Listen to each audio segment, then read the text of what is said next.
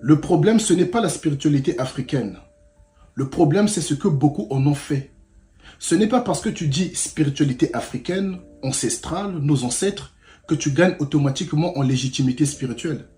La spiritualité, ce n'est pas une question d'origine. Ce n'est pas parce que tu viens d'un tel peuple ou d'un tel continent que tu es plus éveillé que l'autre. À la base, les traditions africaines authentiques ne sont pas là pour créer un camp contre un autre.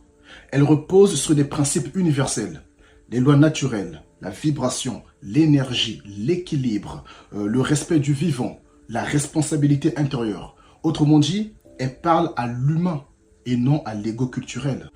Mais aujourd'hui, on assiste à autre chose. Beaucoup utilisent la spiritualité africaine comme un pansement identitaire, une revanche symbolique, un refuge pour l'ego blessé. Beaucoup brandissent la spiritualité africaine non pas par compréhension profonde, mais par opposition.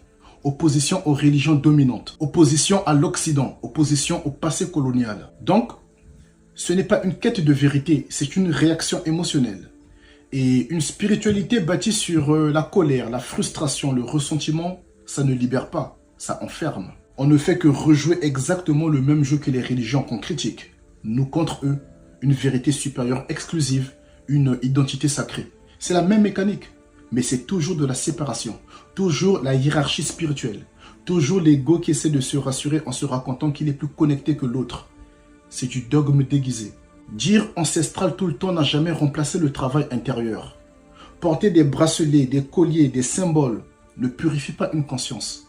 Répéter le nom des ancêtres ne t'exonore pas de regarder tes peurs, ton ego, tes fuites et tes ondes d'ombre.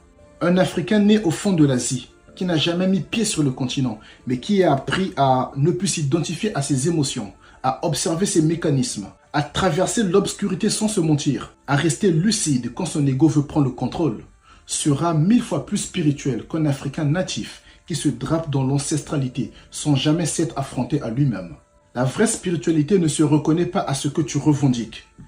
Elle se voit à ta clarté, à ton humilité, à ton alignement intérieur, à ta capacité à ne pas diviser, à ton rapport au vivant. Le vrai piège, peu importe le nom qu'on lui donne, c'est de s'enfermer dans une identité spirituelle, de transformer une sagesse universelle en drapeau et de confondre éveil avec appartenance.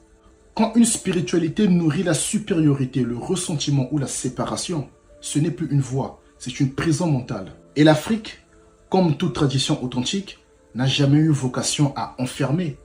Elle a vocation à relier.